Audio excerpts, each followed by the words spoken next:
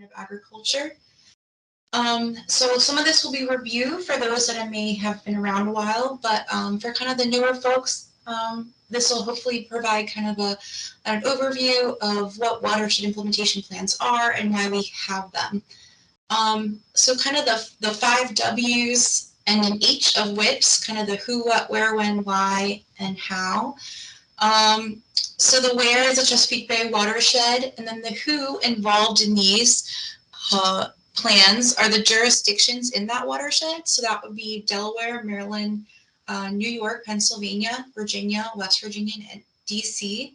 And the sectors involved are agriculture, natural, septic, stormwater, and wastewater. The what is the watershed implementation plan. The when is 2025 and beyond. And then kind of the why. So why do we have a watershed implementation plan? In order to meet our TMDL goals and kind of outline a joint effort to ensure that water quality standards are met. And then another why that sometimes is often highlighted is kind of the co-benefits that are provided through the implementation of these plans. Things like economic benefits to farmers, habitat restoration, improvement of soil health, greenhouse gas reductions, and carbon sequestration, climate resiliency, and more. And then the how is through conservation partnership and collaborative efforts. Yeah, I see the message. I'm moving on right now.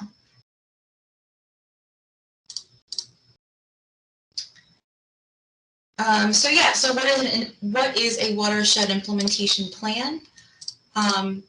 So in 2010, the EPA established the Chesapeake Bay's total maximum daily load, and that kind of set these maximum limits of nitrogen, phosphorus, and sediment that can enter the bay, and water quality standards will still be met. So those pollutant allocations were divided across the 7 jurisdictions, and they were set using kind of state-of-the-art modeling tools, extensive monitoring data, and peer-reviewed science. So the Chesapeake Bay Program Partnership agreed to kind of the overall goal of having practices in place to restore the bay by 2025. And as part of that agreement, they also agreed to an accountability framework to help meet those goals. And that includes kind of 4 elements. That is watershed implementation plans developed by those jurisdictions, 2-year milestones to break those WIPs into kind of these smaller 2-year segments, EPA tracking and accounting of progress, and then EPA's commitment to take federal actions as needed to ensure that progress is made. So each jurisdiction prepared a WIP outlining the specific and detailed steps to be taken by 2025 in order to reduce those loads delivered to the bay and meet their TMDL targets. So phase 1 and 2 of the watershed implementation plan were developed and submitted to EPA in 2010 and 2012. And they set targets for both 2017 and out to 2025. Our current phase of the plan is phase 3, and those WIPs were developed in 2018, kind of outlining those actions to be taken between 2019 and 2025. So speaking of kind of those available tools, those modeling tools, the Bay program uses kind of these state-of-the-art science and monitoring data to kind of replicate conditions of the Chesapeake Bay watershed. State and local partners, planners can use these models to test scenarios and simulations of possible actions they can put on the ground in order to determine how much pollution is entering their waterways, where it's coming from, and how their actions will have impact on those loads. So some of the data that is input into this model are things like APCO fertilizer sales data, the ag census from NASS, which kind of is taken every 5 years, and that includes things like animal numbers, animal units across the state, and then things like land use changes as land is possibly developed from previous ag land into then, suburban developments, things like that. So data from the land use change model, the airshed model, human and farm animal populations, rainfall, septic systems, and other data are input into the Phase 6 watershed model. And then that model is input into the estuary model. And basically it's predicting kind of the impacts of these land uses and kind of what conservation practices can be put on the ground that can best filter pollutants and improve water quality.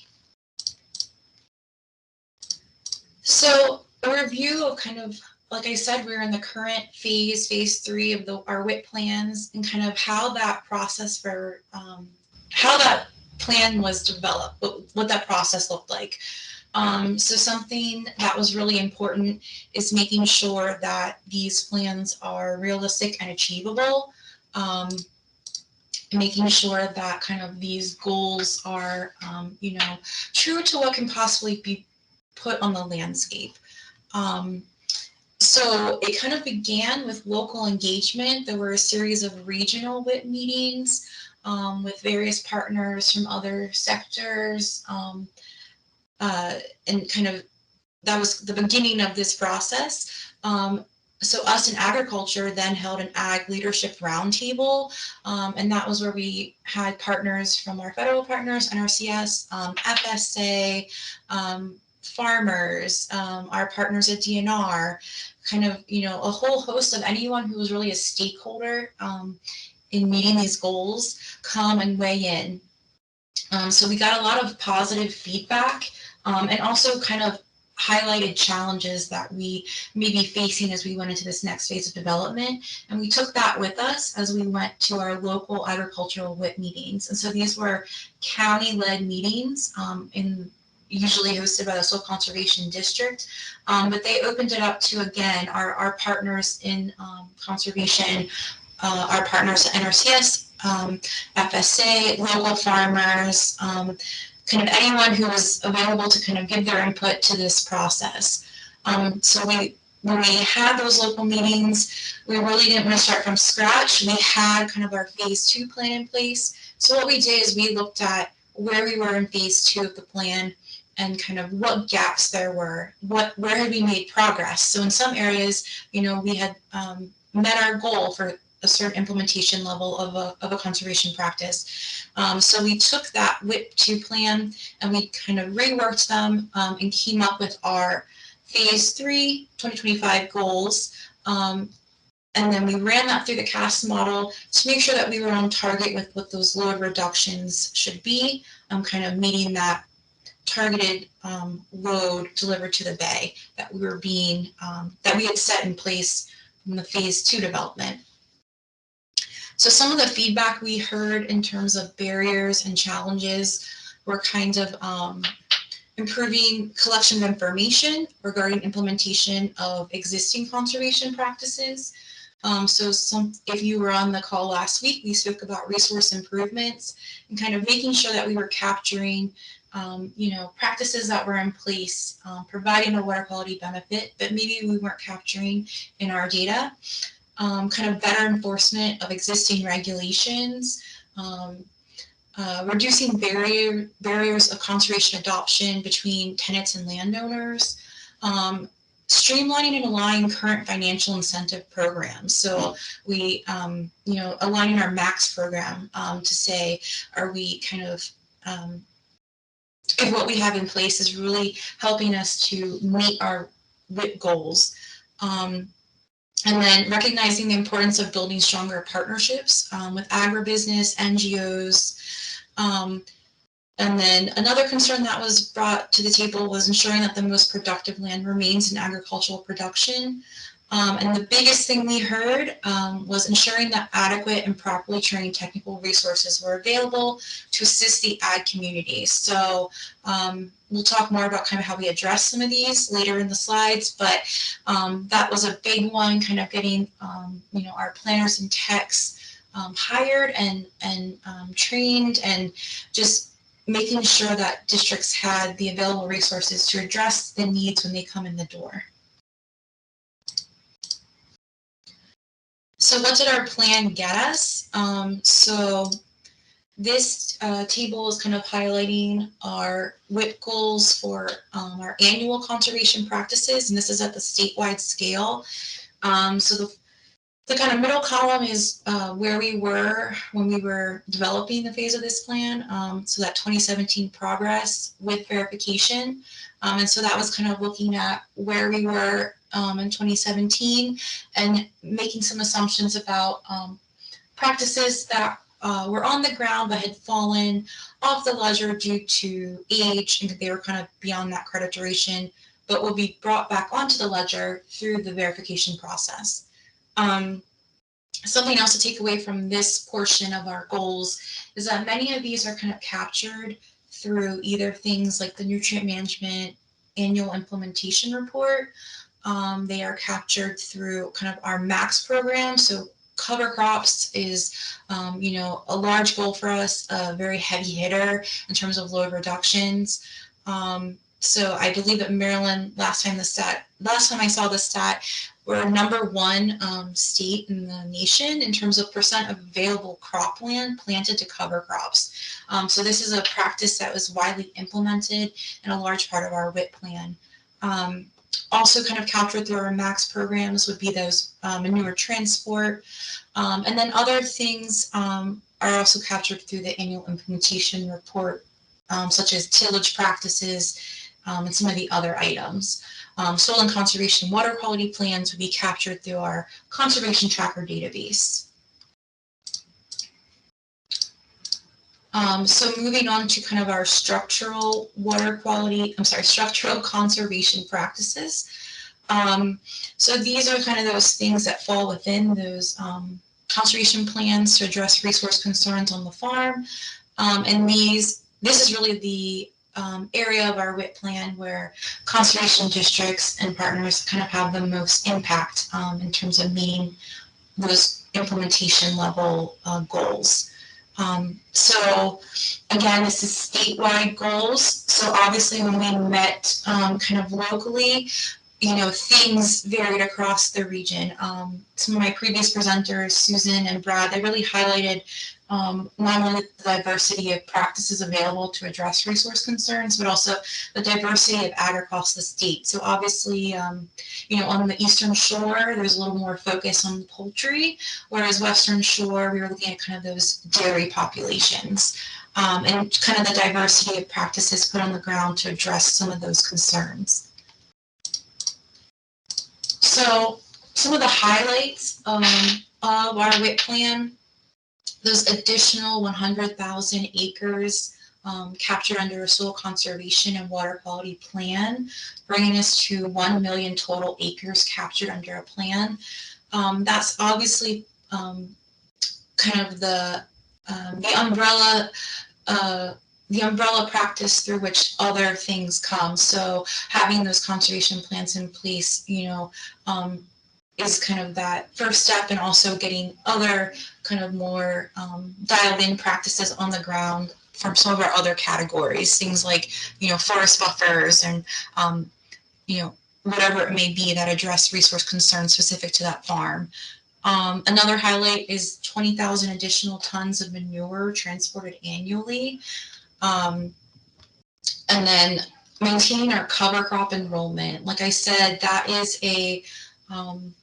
that provides a large reduction efficiency in the model, and that really is a practice, given how widespread it is in Maryland. It's a heavy hitter for us in terms of our total plan. Additional buffers and kind of those additional acreages of grass forested buffers, and then some additional acreages of wetland restoration. Those are some highlights from where we were in 2017 and where we thought we could be in 2025. Agricultural drainage management, we have a pretty big goal in that category. This is pretty relevant to the Eastern Shore, and this is a practice that has really been done in conjunction with, like we had mentioned earlier, working with some of our partners. Shore Rivers does a lot of work in this area on the Eastern Shore, and kind of getting some of those bioreactors and other practices on the ground. Cropland conversion. So this is cropland that may be converted to open space or pasture. There is a reduction efficiency, well, there's a reduction assumed from the land use change there. And then another thing to note is that since we put this plan in place, there is a 2022 addendum that now accounts for additional nutrient pollutant loads that are attributable to the impacts of climate change.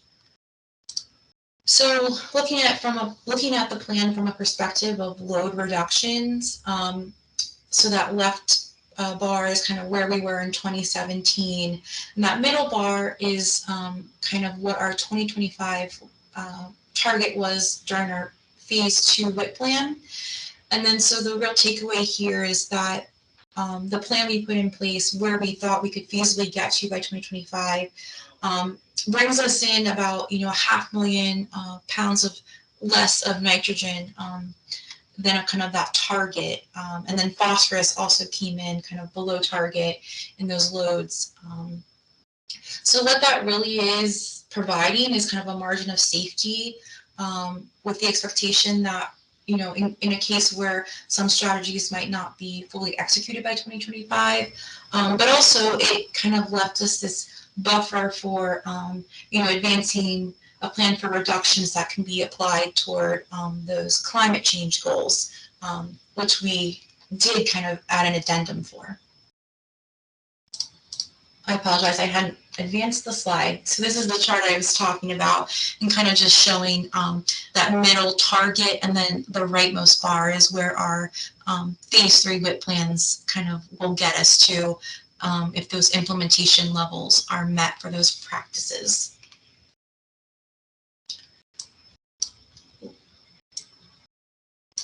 So another way to look at this,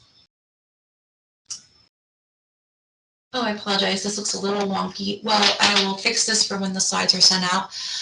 But essentially kind of where those reductions to be achieved between the beginning of the phase 3 and 2025 target year, kind of where those reductions will come from. The largest piece of the pie from a single practice is those cover crops. Kind of the bottom wedge to the right of that is nutrient management. And then going around the circle, that next green wedge is waste management systems. And then kind of going counterclockwise, it is conservation plans, conservation tillage, grass buffers, forest buffers, manure transport. And then that large brown wedge is kind of the remaining practices altogether.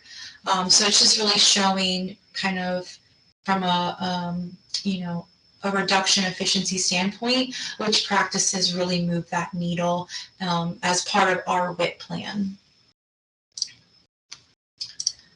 So once we have the plan, kind of how are we going to put it into place, moving forward, and kind of what things will we be accounting for that we learned from the development process. So better data is one, kind of addressing any data gaps that we believe might be out there.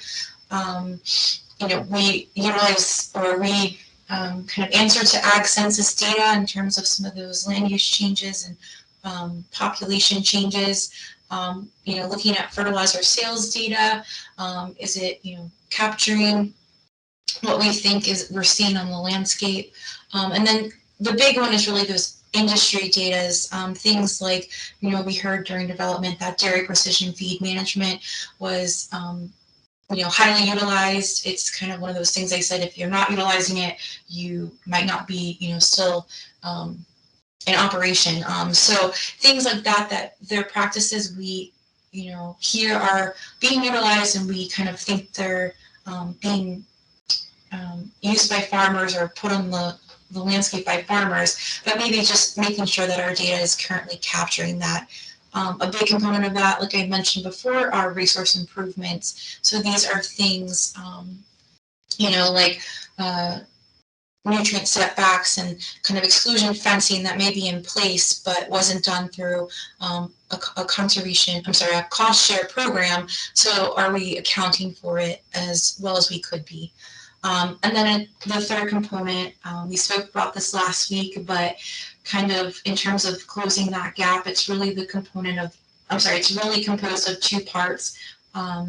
That new implementation, and then also verifying practices that are kind of and have some age on them, verifying that they're still present, are they still providing a water quality standard, and then kind of the co-benefits that come with that of our verifiers reviewing those conservation plans, visiting that entire farm while verifying the status and kind of ensuring that some of that data is accurate, and that also things like resource improvements are being captured.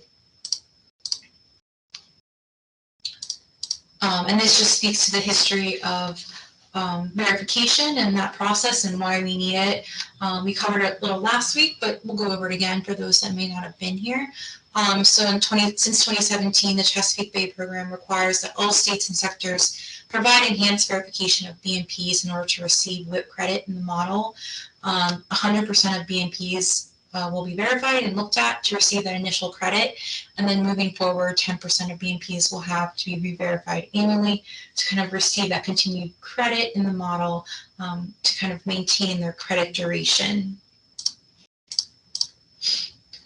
So in terms of where we are now, our progress towards our goals, this really highlights so the percentage towards that WIP goal. So for cover crops, we are above. This was during 2020. 2021 has not been finalized yet, so we're going to look at this data. So our cover crop level implementation was above that goal that we had set for 2025.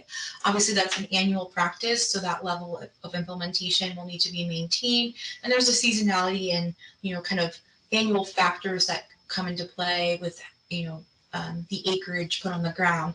But other practices, newer transport, we are also currently meeting our WIP goal for that practice. There's been a lot of things programmatically that have helped that.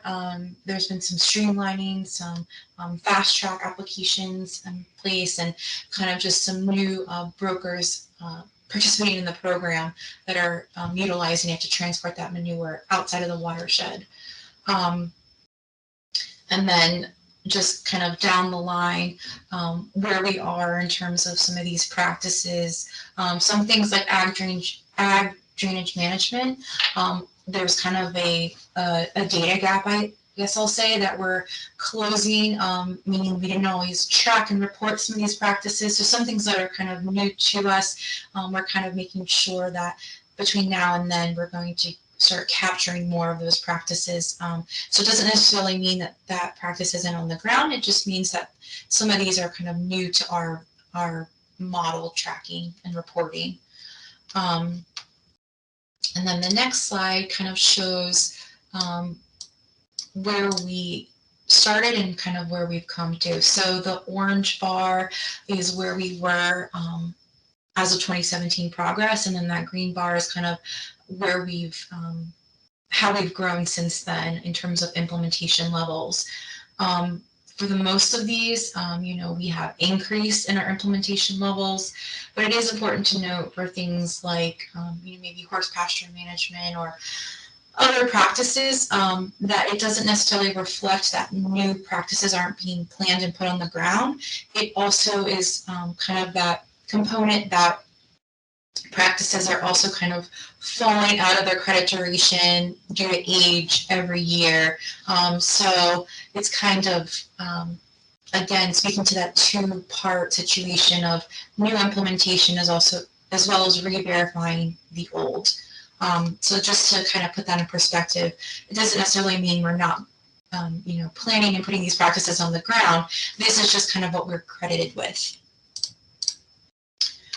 In terms of what this looks like for reduction and loads delivered to the bay, we've seen kind of a steady, decrease. We really focused in our WIP plan on nitrogen. We are on track to meet our targets for phosphorus and sediment. So this is kind of the change over time. We still have a little ways to go, But like I said, kind of with things like the additional technical assistance that has been hired, with things like programs kind of realigning, those are really going to help us move us towards that target, we believe. And then the next slide is just phosphorus delivered to the bay as well. We're kind of, there has been a slight decrease. You're not seeing it on this chart because of the scale of that, but there has been a slight decrease. So as this plan is kind of, carried out, kind of addressing those challenges that we heard about during the planning process and that we kind of see during the delivery of this plan over the last couple of years and evaluating progress. Additional technical assistance. Our district operations have done, a really nice job of kind of getting some planners and technicians hired in areas where there was a need, and then kind of coordinating trainings and additional trainings to make sure that everyone's up to speed and kind of ready to hit the ground running with delivery of some of these programs and addressing resource concerns. Another thing that we had heard as a challenge was kind of enforcing regulatory compliance. So increasing those nutrient management compliance. So farmers in Maryland are to follow nutrient management plans when fertilizing crops and kind of managing that animal waste. These plans specify how much fertilizer, manure, or other nutrient sources may be safely applied to crops to achieve yield and prevent excess nutrients from impacting waterways. This is regulated in Maryland. We know that farmers are kind of practicing those 4 R's, and we know, things like nutrient application setbacks and livestock exclusion, is kind of in effect. So some of this is making sure that we are capturing that accurately, and then also our compliance rate has kind of increased since our plan has been put in place, and that's due to the nutrient management program and kind of them working with those operators and making sure people have, plans that are not expired or whatever the issue may be that they are addressing it. Another challenge that was highlighted is conservation on leased land. In Maryland, 64% of ag land is leased. So the Ag Law Education Initiative kind of really went to work on this. They hosted a lot of workshops and kind of developed some tools and some guidance workbooks that really help address some of those common challenges to the implementation of conservation practices on leased land.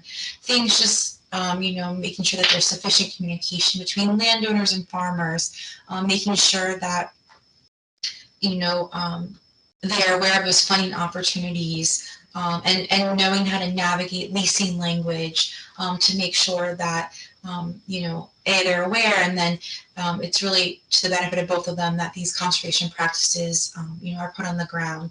So they've done a lot of work with that, and so we're hopeful that that kind of addresses one of those barriers. And then another item is kind of aligning existing MDA programs to make sure that they are meeting are helping us meet our WIP goals. So the MAX program, the Maryland Agricultural Cost Share Program, they've done things like expanding their list of available cost share practices, and then some practices are also now available for 100% cost share. So yes, so new opportunities. So things that will help us, again, just continue to progress towards those goals. Collaboration with conservation partners. So things like this today, this kind of collaborative training opportunity, making sure that we all are aware of, what's happening on this front, and then, really kind of just continuing to foster those partnerships with our federal partners, state and local, but also partnerships and work with NGOs. So I mentioned before, shore rivers on the Eastern Shore has really helped with ag drainage management, getting those on the ground. And then I know there's, kind of a myriad of examples across the state, but then also things like ecotone in Western Maryland with stream restoration projects. So kind of those collaborations with partners to kind of get conservation practices on the ground has been a good opportunity that we heard a lot of positive feedback on during our planning development process, and kind of hope to continue to foster and grow those. Our Healthy Soils program. So Governor Hogan signed legislation in 2017, kind of establishing Maryland's Healthy Soils program. And so the purpose there is really to kind of promote further education and adoption of healthy soil practices. A soil health advisory committee was formed, and that program has kind of been developed since then, and kind of making sure that we are, improving the health, yield, and profitability of soils. The MDA Conservation Buffer Initiative. So this is a program that aims to get buffers on the ground. It provides kind of more flexible contract length and flexible management options than maybe some other cost share programs. And so these buffers are meeting resource improvement standards, which are creditable in the model to meet our WIP goals. So it kind of allows people that may not participate in the other programs to kind of have a way outside of those to get these riparian forest buffers, grass buffers, water course access control areas on the ground. So because they still are providing a water quality benefit. And so we didn't want them to kind of be swayed by maybe other limitations that they might feel with management or whatever it might be. I just want, yeah. We have 2 minutes left. Okay, I'm almost done. Yep. So another item I mentioned a little bit earlier was MAX and kind of the expansion of those practices that are cost shared, as well as kind of some of them being 100% cost shared now. And just highlighting some of those co-benefits, Greenhouse Gas Reduction Act goals, healthy soils, they really kind of highlight the work that farmers have been doing and other benefits like carbon sequestration or whatever it might be that are kind of walk hand in hand with those water quality benefits provided. So yeah, that was my last slide. It was kind of a high level overview, but if you have any questions regarding the WIP or anything like that, feel free to reach out. Our email is here, and yeah, thank you for the time. All right. Thanks, Elizabeth. Thank you. We've got time for one question.